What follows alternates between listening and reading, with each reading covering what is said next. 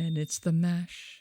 It's the monster mash. That the guy was monster from mash. Either Malden or Stoneham. It was a graveyard smash. He was from Malden. It's my favorite holiday the whole fucking year, Laura. I wait. Though I have to say, I don't know if it's my age. I don't know if I'm just in the dumps. I don't know if it's the colonoscopy facing It might be me. the kids' ages, too. No. I'll be that weirdo that has no kids left and I'll still be decorating. But I just don't do that. I haven't been as involved this year as I usually am, but I am decorating tomorrow. I have most of my decorations out, but the outside, and I did a spider theme this year. Oh. And I did get one of our fellow friends to do a ghost theme this year, who doesn't decorate at all for her kids. I'm like, come on. She has little kids. Yeah, so I told her, I said, you got to do this when the kids are at school. You're going to put all your decorations out, so when they get off the bus, they're going to lose their shit when they see all those decorations out. I would have the bloody my whole back door is all glass, like full glass door, and I would put the bloody handprints on it. They would love it. At one time I had a witch face, and it lit up. So her eyes, like you could creepy. It would scare me when I would come home from work. I'm like, Jesus Christ. And then I'm like, jeez, Laura, it's the mask. But like, it was like so freaking creepier than the red. Last year I added the red lights in the windows. Oh. So all the front windows houses. light up in red. Oh, fucking love it, Pluto. Fucking love it. He's staring right at me with his weird He wants something. 80s hairdo he's got going on. It's bad. All right. So this week, I'm Nicole. I'm Laura. And this is Scissors and Scrubs. Hi. We started with that. FYI, you're listening to Scissors and Scrubs. I'm doing out-of-body experiences, and you are doing? The Harvard Morgue case. Oh, that is a good one. Do you want to do out-of-body first? Because I think Harvard was... You want to do Harvard? I don't care. Whatever you want to do. Is it yours long or short? It's like... It's pretty long. Well, I do have a testimonial of a doctor who has had an out-of-body experience. What do you want to do? I'll do mine first. All right. Harvard Morgue it is, kid. Let's do the Harvard Morgue. Park I got the this car in from Harvard Yard. all my Boston sources. I got bostonglobe.com, boston.com, Oh, it's a Boston show. CNBCTV18.com, and then NewYorkTimes.com. Just a little side note, Laura. Do you know where I'm going right after Halloween this year? Scotland. And what's in Scotland? My favorite episode. Oh, the Burke and Hare. Burke and Hare. I'm going to go see who I can't remember. You're going to go in the chest? Are they going to put you in the chest? I'm hoping I'm going to see a good T-chest. Maybe they'll let you go in it. We're going to the College of Surgeons where the fucking skeletons hanging. I'm also going to look for a skin door. Supposedly they have a skin door. So, I'm going to see fucking Burke and Hare. Okay. Boom!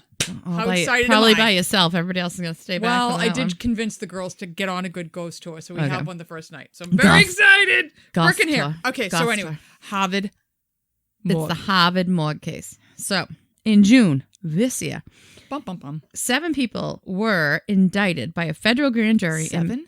7. I thought it was only 2 of them. Indicted by a federal grand jury in Pennsylvania on charges of conspiracy and interstate stolen goods. Doesn't sound so awful. No, right? it doesn't. No. Sounds The like stolen taking, goods? some cotton balls. Yeah, human remains. Human remains, including heads, brains, skin, and bones. Skin and what? Bones. Cedric Lodge, age 55, was hired by the Harvard Medical School morgue in 1995 to manage the morgue and was responsible. He's been there like 30 years. Yeah. And was responsible for preparing and accepting donors' bodies, coordinating embalming, overseeing the storage and movement of cadavers, and preparing remains for the transportation to the crematory. I'm not going to lie, but I wouldn't mind that job. You're sick. I know. Okay. From 2018 to 2022, Mr. Lodge stole parts from cadavers that had been donated to the medical school for research through the anatomical gift program. Mr. Lodge and his wife, Denise Lodge, age 63, from New Hampshire, then shipped the stolen remains to... Explains it all. She's from New Hampshire. Yeah, they both live up there. They shipped them to quote-unquote collectors. Like Katrina McLean, 44, of Salem, Massachusetts, who owns a store called Cat's Creepy Creations in Peabody, Mass. Like Salem's right next door to me. You know I'm fucking going there now. Her store's in Peabody. It's not in Salem. We are in Peabody. And Joshua Taylor, age 46, of West Lawn, Pennsylvania, who is also a collector. Of what? Bones. Mr. Lodge also let Katrina McLean and Joshua Taylor, and a few others, into the morgue to pick out what parts they wanted. That's so disturbing. Wrong. It's wrong. It's so disturbing on so many levels. Yeah. In October 2020, Katrina McLean bought 2 dissected faces for $200 from Mr. Lodge. For $200, that's it? Mm-hmm. This money's like nothing. Katrina McLean stored and sold remains at Cat's Creepy Creations. On Instagram, the store advertises, quote, creepy dolls, oddities, and bone art, end quote. In summer 2021, Katrina shipped human skin to another defendant, Mr. Jeremy. What does it say? Jeremy. I don't know. Not important. To another defendant, age 41, of Bloomsburg, Pennsylvania, to tan the skin to create leather. Human leather. And what was she doing with it? Don't know. She just wanted human leather. Maybe was she pants. Making fucking dolls out of this? Not sure. From September 2018 to July 2021, Joshua Taylor transferred over $37,000 to Mrs. Lodge. That's a lot of money. In electronic payments for body parts stolen by Mr. Lodge.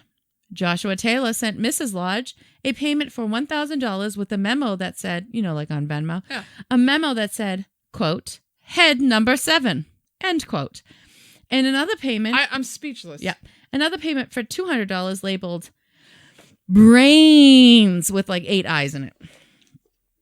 Another member of this ring was indicted separately. Her name is Candace Chapman Scott, and she worked in a mortuary in Little Rock, Arkansas. She was indicted for mail fraud, wire fraud, and interstate transportation of stolen property. That's how they get you, is the wire fraud. They will get you. The mail's federal. Oh, yeah. As soon as you do something mail and wire, the feds you're are in. screwed. Yeah. Tax evasion. They get you on the stupid shit. She would also sell stolen body parts to Jeremy Pauley, who would then sell them to others, including Matthew Lampy, 52, of East Bethel, Minnesota, who is the 7th person who was indicted. So all these people I've named have been indicted. Ms. Scott actually stole the corpse of 2 stillborn babies. That was supposed to be cremated and returned to their families. That's fucking disturbing. Mm-hmm. Why would you do that? People are sick. Mr. Lodge was fired from Harvard clearly in May, before the charges were brought. So what's the fascination with body parts and stealing bodies? So grave robbing has been a part of human history for science, exploration, or just sick reasons. Money. It's money. It's always been money. Some methods are more acceptable than others, though. So, for instance, archaeologists have been digging up graves for centuries. True that. And still are. This is accepted by most because it's for science and research, but it is still grave digging. We uncover the pharaohs and... Right, but they're also respectfully doing it. But they are still digging up. I'm not saying get it. They're learning history and stuff. It is still grave digging. Mm-hmm. Not acceptable examples are the grave robbing that occurred so medical schools could get cadavers before donation programs existed. They did this especially in the United States in black cemeteries. Mm-hmm. So they went to people they thought as less than. I told you when we do the grave digging episode. Mm-hmm. There was like a riot over bodies of the slaves. Right, yeah. Remember they riot. Yeah. In the late 1700s in Massachusetts, dissection of a human body was limited by state law. So faculty members and students at Harvard traveled to graveyards to get dead bodies to use. Harvard student Joseph Warren, Nicole, relative, found the Spunka Club. Spunka. With the purpose of... Spunka sounds completely something else. Well, that's what it was called. With the purpose of grave robbing for medical research. The men that participated were called resurrectionists, and they were countrywide. We talk a whole episode on the resurrectionists. Massachusetts enacted the Act to Protect the Sepulchres of the Dead in 1815, which outlawed the disturbance of buried people because of the Spunker Club. So they put this law because of the Spunker Club. Right, because they were... shyster in bodies. Yeah. So they just, so they still needed bodies for the medical school. So they just went to the New York guys and were like, oh, can you still dig up bodies? We'll buy them from you. So they got them from the New York grave robbers. Over time, more laws were passed to provide easier access to get cadavers for medical students so they wouldn't be digging up graves. The first was the Anatomy Act of 1831, which allowed med students to use unclaimed bodies deemed indigent, insane, or in prison. So if like a prisoner died or someone at a mental hospital died, they could use their bodies for research. When organ transplantation was achieved, all 50 states adopted the Uniform Anatomical Gift Act of 1968, allowing people to donate their bodies to science. We have another episode just on donating bodies to science. Some modern grave robbing. An archaeologist researcher, James Davidson, says that black body grave robbing in the Dallas area continued into the early 1900s. Wow. So they were still doing this after, right. well after it was really known to be bad. 60,000 skeletons were being sold in Calcutta in the 1980s, but that practice was outlawed when it was discovered that many of the bodies were children's bodies. Oh, that's so they're like, more disturbing. You're taking up bodies from the graveyard? Okay. Oh, wait, they're children's. So we're going to stop this. There are little to no reports of grave robbing in the U.S. present day, but there is a large underground, quote, red market, quote, red market for body parts. An example, John Bones on TikTok. That's his name. That's his handle on TikTok. Don't go to his page. Don't give him any notoriety. Don't give him any credit. The guy's actual name is John Ferry. He's a modern bone enthusiast. He has 500,000 followers, where he showcases his collection of human bones that were, quote, legally obtained. Why, though? Why? Because he's a bone enthusiast, Nicole. You can go look at a fucking skeleton and see a bone. He loves bones. You don't even need a real one. You can just look at a fucking fake one. Yep. In case you were concerned, Facebook, Instagram, Etsy, and eBay have policies banning the sales of body parts. Thank God. Or human remains. Oh, jeez. Yeah. However, sad we have to put that out there. However, these people will post their goods on one site. So they'll say, oh, I have these bones on Facebook. And then on Instagram, but they'll maybe say, I have these bones. They're called bones. I don't know. No, pictures. Yeah. And then on Instagram, they'll post the thing, but they won't say they have these bones. They'll say, I have these pictures, and sell their pictures. Do you know, they'll call it a different name on a different site, but they're really buying the bones. So they'll post them on one site and complete the sale on the other site because that's not banned. There is no... People are ingenious how they get around shit. There is no federal law forbidding the transfer or possession of human remains unless the remains are Native American. So this underground trade skirts around random state laws. Massachusetts might have a law, but New Hampshire doesn't have it. So they just skirt around state laws. There is no federal law that you cannot do this. This scandal could impact the Harvard scandal, could impact the number of donations to science at Harvard for quite a while. Other schools have adopted some safety features that maybe Harvard would like to look into, like RFID chipping the bodies. So they sad. It's disgusting. So they put a little chip, a X-rayable chip or scannable chip into the bodies. So when they scan it, they know, okay, every part's here. Right. And nothing's been taken. Or they track the weight of the cadaver and the final weight at cremation. So they know that everything was in that, this, it should be equal. I'm literally speechless that we have to do this. Yep. And that's just about it on the Harvard. Speechless. Morgue. It's disgusting and speechless is all I'm going to say. Yeah. It's a people are donating their bodies to for be science, used from not to be science to fucking made discover into things, skin dolls and Peabody. Teach doctors the anatomy of a body, to teach nurses. Right. It really is a gift. Yeah, People are selfless doing that. And then someone goes and, ruins it. No one's going to say, hey, oh yeah, Ma, donate your body, because they might ship your head to friggin' Minnesota. Right. No one's going to want to do that. And it's sad that in this day and age, people have been stealing bodies, like you said, forever. And it's not Harvard. Harvard had no idea. No one else in the morgue knew this was part of it. It's this man. At all. It was this man. He does not work there. It is safe to donate your body to science there. I'm sure they're probably now more What a hit to Harvard, though. Oh, yeah. I'm sure now, though, they're insane about it. Did they say what he got fired from, even though he wasn't? Well, the charges came in June, so I'm sure they knew it was going They were investigating it, obviously. Well, I'm discussing out-of-body experiences. Can't wait. You go under anesthesia, you have cardiac arrest on the table, you float to the ceiling, you look down on your body, and you're like, oh, I can see this one. She's wearing a blue shirt. So weird. There's many, many, many, many, many, many articles on this stuff. So it was a little hard to put all this shit together. Yeah. I'm not going to lie. And I'm just telling you I'm skimming the top. I'm skimming the cream off You're the a milk. skimmer. All right, I'm skimming. Yeah. So you really want to get into this. Anesthesia has written records on it. Doctors have written records. A bunch of people. Mm-hmm. We're just going to go a little bit. We're going to just dabble. Okay. We're going to dabble in out-of-body experience. I got this from Very Well Mind. An inside look at near-death experiences. Okay. What is a near-death experience? Some people call them NDEs. Other people call them OBEs, out-of-body experience. Out-of-body. So it's the feeling of bright lights and leaving their body, being able to see the hospital or the operating rooms, recalling accurate details, flashbacks, encounters. These are all out-of-body experiences or NDEs, near-death experiences. Okay.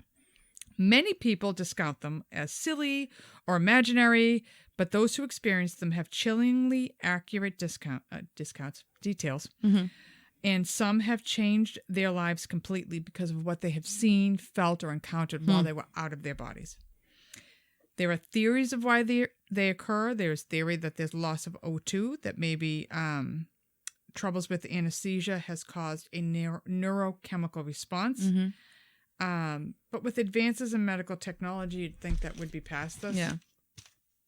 I mean, we have monitors that tell you how deep into sleep to let you know how deep you are and stuff. Yeah. The people that they bring back from the brink of death they recount these out-of-body experiences. Some say maybe anesthesia awareness. Mm-hmm. The effects anesthesia awareness affects about 1,000 patients per year. It occurs when a patient is under anesthesia but can still hear bits of conversation. Mm-hmm. You'll hear people like suing doctors because they heard them say something negative about them just as they were drifting off to sleep. Mm-hmm. A 4-year study in the University of Southampton looked at 2,000 cardiac arrest patients. Of the about 2,060 enrolled, 330 survived their cardiac arrest. Wow. Of the 330, 140 were able to complete memories of the event. Jesus Christ. 40% of those described some awareness before they resuscitated them, suggesting many people are aware while they're actually in cardiac arrest. Can you fathom? Because we've been through many situations working a patient. I can't imagine what they're like. Sometimes I know I'm weird. Sometimes I think like, are they looking at me right now? Like, are they on the ceiling watching me, watching what we're doing? Well, I think, and we also talk to them. I think a little bit like it's weird, but you're like, it's okay. You know, like I'm doing this to you now. I'm going to roll you. Right. Yeah. I talk to them.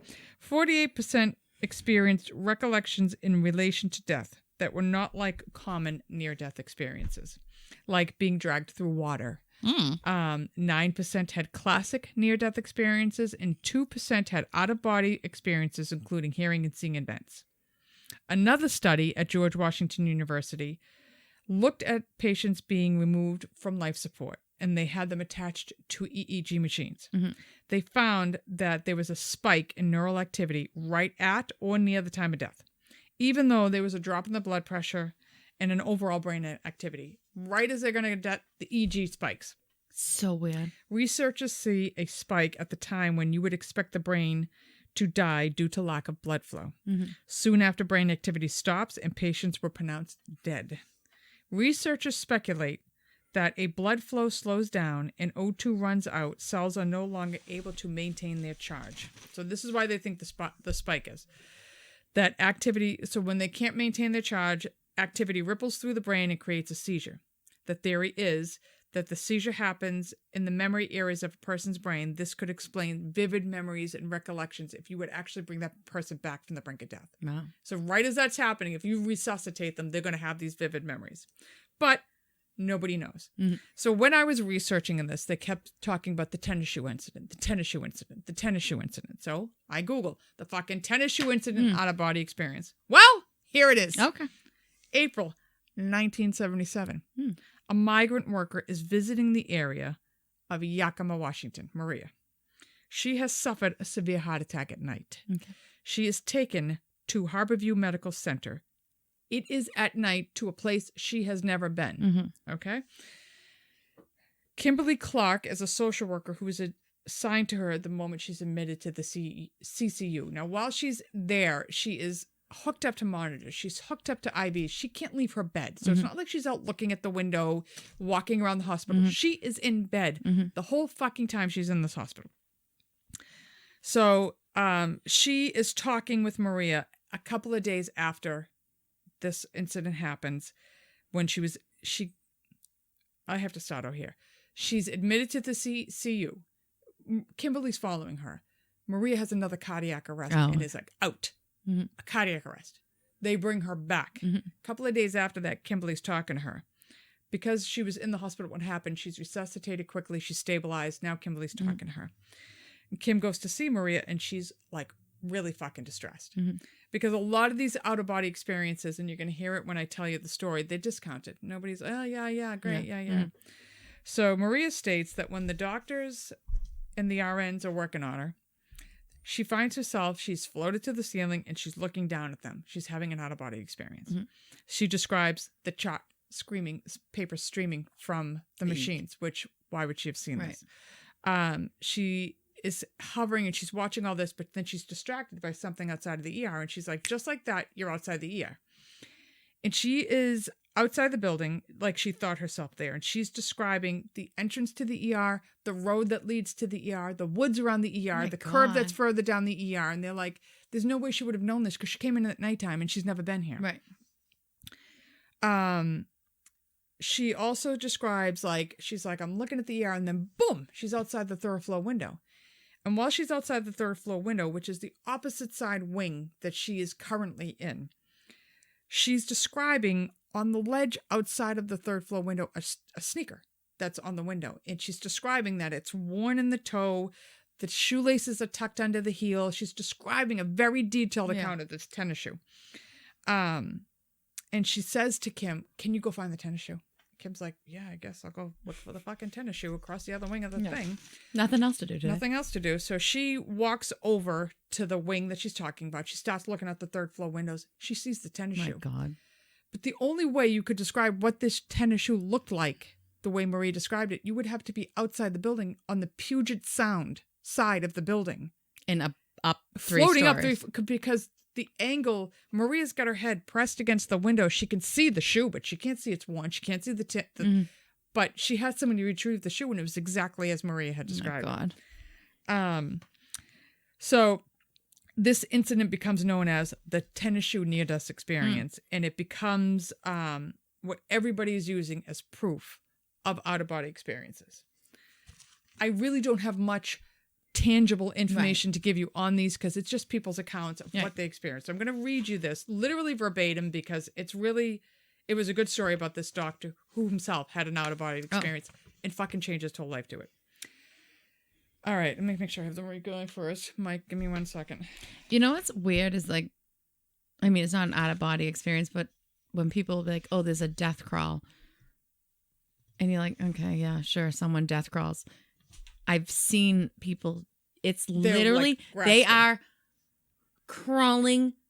They're moving their arms and legs. They are out. They are done. They are dying. And they are moving their arms and legs that they're crawling out of something. It is, and then they die.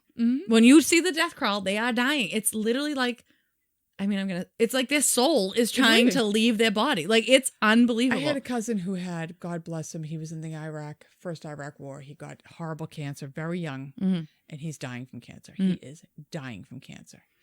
He's out of it. He kept saying to me, do you see the angels at the end of my bed? Do you see the wings? Do you see how beautiful they are? Do you see my uncle? He's sitting right there. Like, my mother was like, when my father was dying, he's telling me kept yelling at his mom to stop saying the rosaries. And she's like, Pa, there's nobody there. And he's like, no, she's sitting right there. She's saying the rosaries. Countless accounts of people seeing loved ones waiting for them on the other side, you know?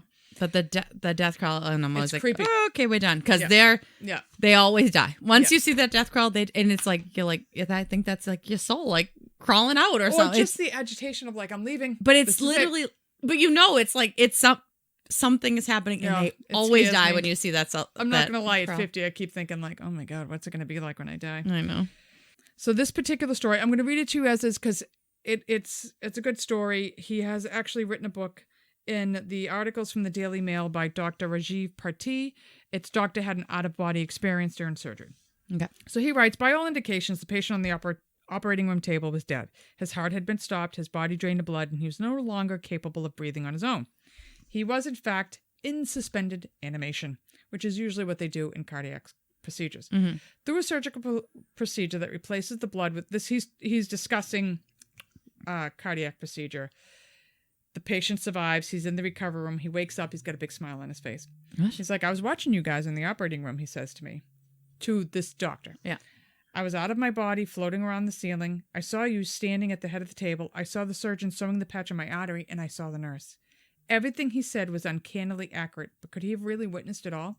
No, of course not. How could he see anything when his heart wasn't beating, his head was packed in ice, and his brain had stopped functioning? He wasn't the first person of mine to have reported strange events. Over the course of my 25-year career, I heard people claim to have seen deceased friends during a cardiac arrest or lights at the end of tunnels or people made a light. I always thought such stories were nonsense, so I said I'd return to talk to him later, but I never did. He just brushes this guy off. Of course. By the next day, he had been moved to another department, so he was no longer technically in my charge. In time, after all his money, that's how materialistic I was. Within a few days, he'd just become another story.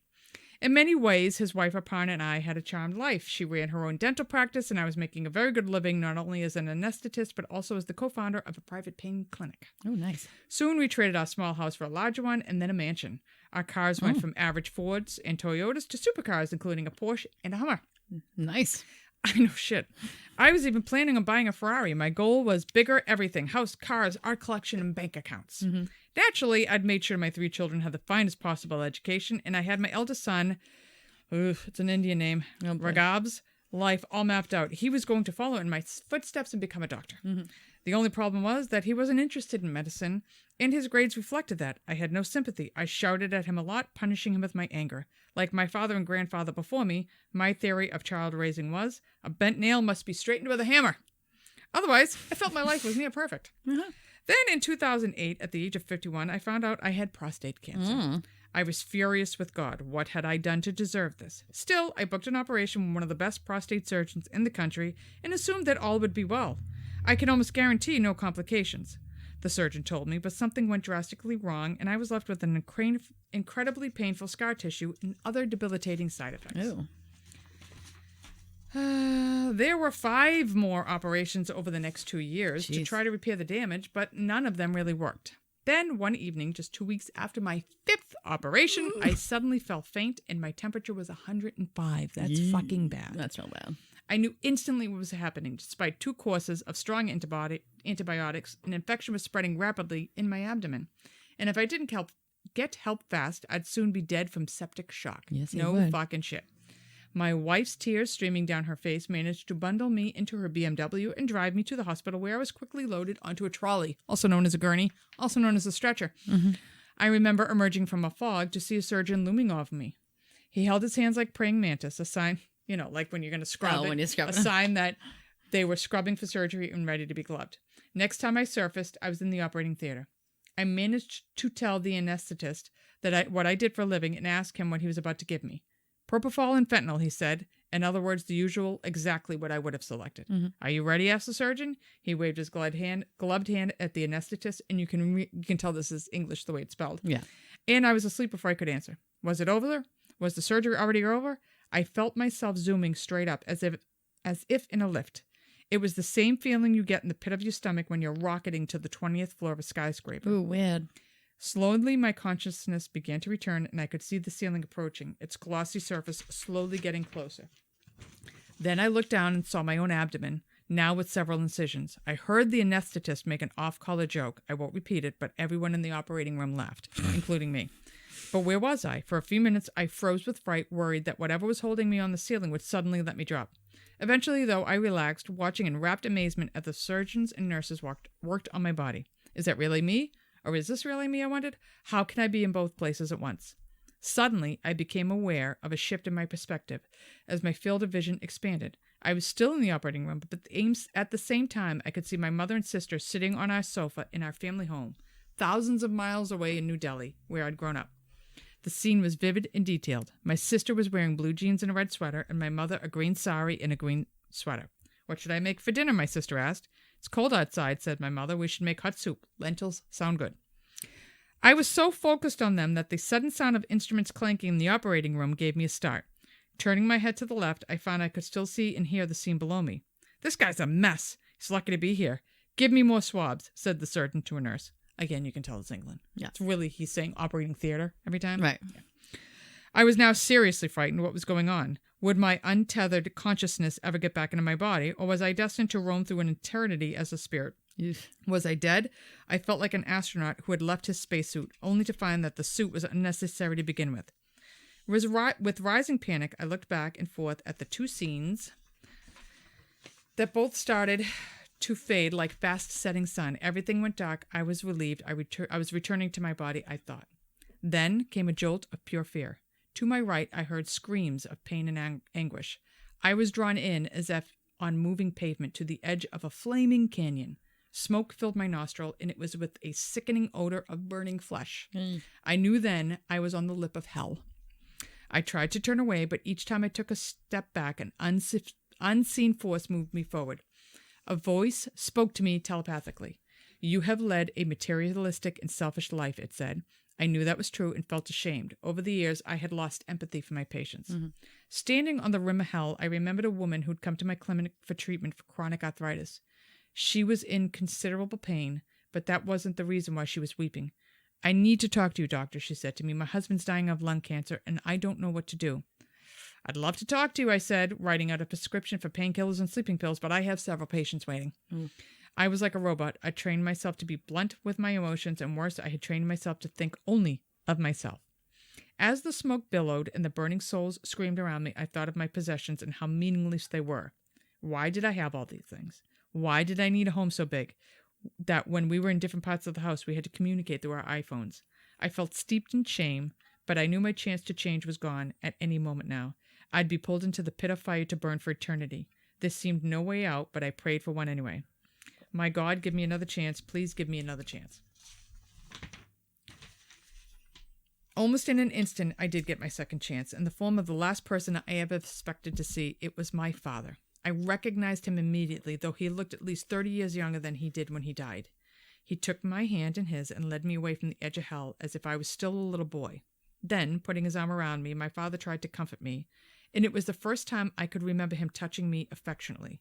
To be honest, I almost shrank back. Even at the age of 53, I was still afraid that my father was going to beat me just as he had so many times in my childhood. But just then, I had a vivid flashback of the day he found out I bunked off school. I'm assuming that means skipped school. Yeah. And gave me a savage beating with a cricket bat. Oof. Suddenly, I was seeing it all from his perspective. His own dreams of bettering himself had come to nothing, so he beat me because he couldn't bear to see me wasting my life. What I'd discovered in my father's mind wasn't hatred, but fear. He had been frightened that I wouldn't take advantage of my chances and go on to university. His tyranny, I finally understood, was born of love. And now this, my father, my cruel, despotic father, was spiritually rescuing me from hell. I looked into his eyes, and my heart had melted with love. No words came from his mouth, but for the first time I learned from him that his own father had abused him just as he had abused me. Anger, my father told me, isn't usually about an event. It's passed on from father to son. If you know that, you can stop it. You can choose not to be angry. Simply love is the most important thing in the universe. I asked myself, would I ever return to the land of the living? If I did, I would have to focus on love. I would have to break the cycle of anger in my family. The scenery was changing. I noticed now that we walked straight into a tunnel. And this is what everybody says. Incredibly, it was soon teeming with people I knew were my ancestors, reaching out hands of welcome. I recognized my grandfather, who gave me a look of sheer joy. Love is the most important thing there is, he told me, and he and my father simply faded away. I was now halfway through the tunnel, and that's when I had a life review in which I re-experienced in detail all the good things that had ever happened in my childhood, from being given sweets by my sisters to the warm feeling of being swathed in my mother's love. Wow. Again, a telepathic message came from nowhere. The simple moments are the most important. All moments are memories and lessons. They all build the person you are. I was nearing the end of the tunnel now, where light shone more brightly than 1,000 suns, and I could feel it pulling me weightlessly towards it, but I felt no fear. Before I could reach the light, however, 2 angelic forms emerged into the tunnel, exuding powerful energy as they hovered above me, and they introduced themselves as my guardians, the archangels Michael and Raphael. Now, this guy's Hindu, and he's seeing angels, okay? Yeah. Now, I am Hindu, so it was only later that I learned that Raphael is the angel of healers, and Michael is the protector of people and the angel who opens doors. Both archangels had a human shape, yet they shimmered with light and had a thick translucence. Michael had a blue hue and long hair, and Raphael was greenish and wore a cap. You think it was a scally cap? Maybe. In a moment, I was lifted by them and guided towards the blazing light before us. As we approached, I find myself high above a green meadow peppered with rose bushes. Just the sweet smell of the grass, roses, made me almost delirious with pleasure. We traveled on to a higher plane and then a higher one still until I was surrounded by a landscape of clear light. Raphael explained that at the highest level, you are surrounded by a powerful energy that consists of pure love and intelligence, an underlying fabric of everything in the universe. Enlightenment comes, added Michael, when a person realizes that love is everywhere and is the only thing that matters. Yet most people don't realize this until they leave the earth. With that, they took me by the arms and we moved rapidly up towards a being of light, a silver blue form that showed no sign of being male or female. When it engulfed me with its blue light, I felt as if I were being wrapped in a blanket of pure love. I am one with the universe, I thought. The being started communicating telepathically. You need to look at your life one more time, it said. It's important to reflect on changes that you need to make. It went on to tell me that I was destined to become a healer of souls, helping people with problems such as addiction, depression, and chronic pain. I would no longer be an anesthetist. Instead, I'd become a practitioner of spiritual medicine, of consciousness-based healing. I don't know how long I stayed with the being, but my exit when it happened was sudden and rapid as I fell into a white fog. For the first time, my eyes began to hurt, so I closed them. Oops, sorry. And when I opened them, I was in the recovery room. My heart was beating hard and my lungs pumping double time. How do you feel? Said the anesthetist, still in the scrubs. That was a rough one, he said, referring to my surgery. I must have looked stunned because when I didn't respond, he leaned closer. Are you all right? He said, I saw you during my surgery. I left my body and I watched you from the ceiling.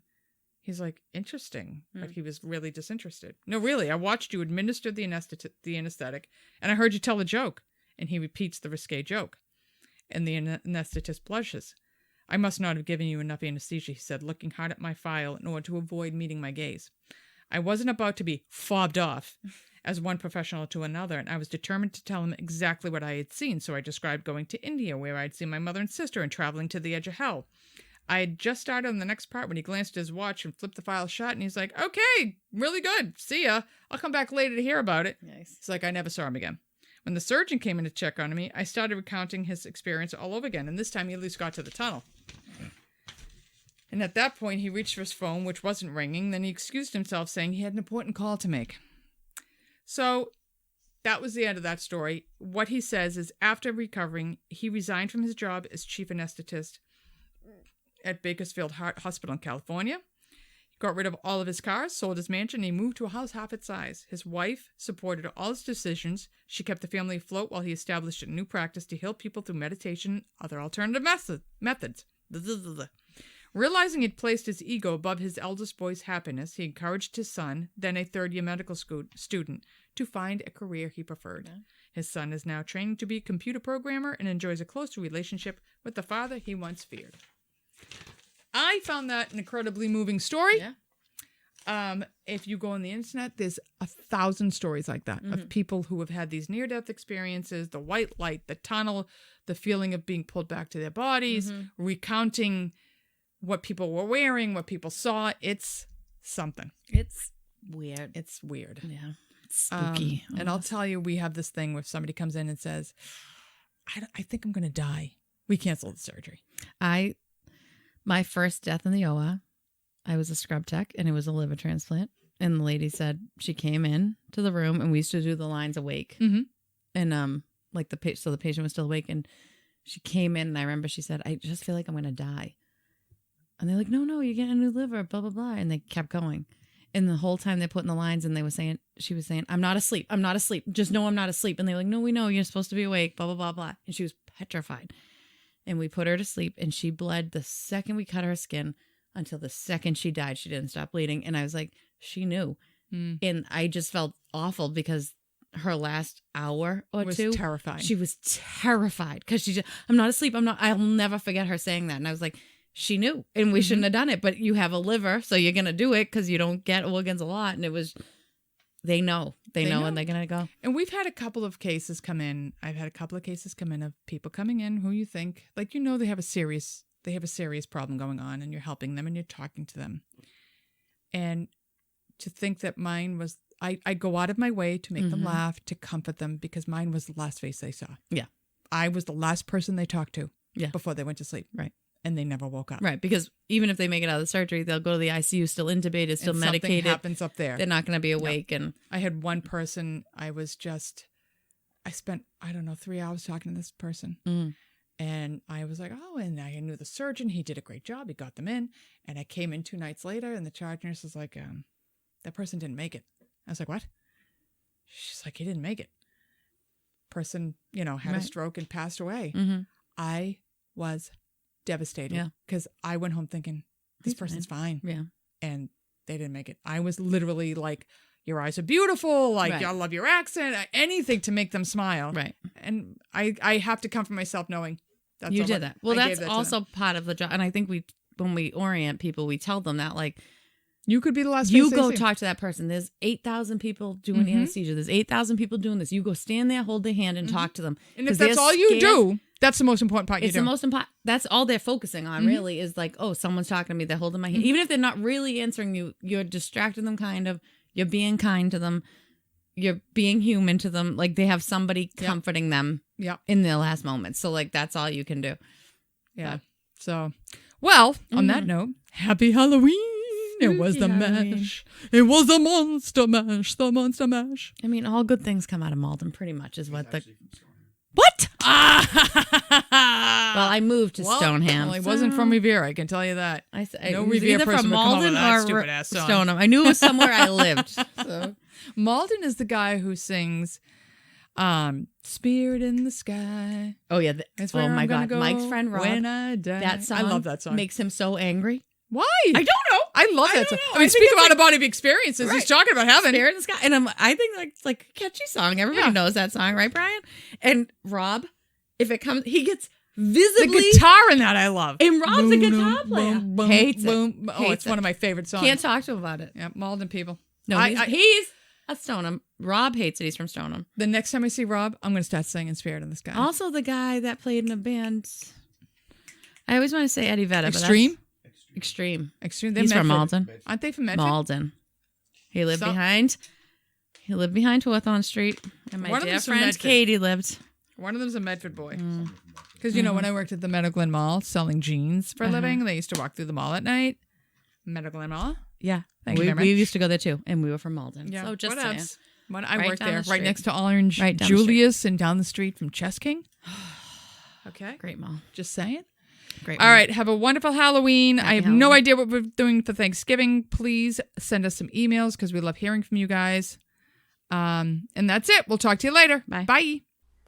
Like, subscribe, rate, and review the Scissors and Scrubs podcast on whatever podcast app you listen to us on. Follow us on Twitter, Facebook, and Instagram at Scissors and Scrubs. And email us any of your stories or thoughts to scissorsandscrubs@gmail.com.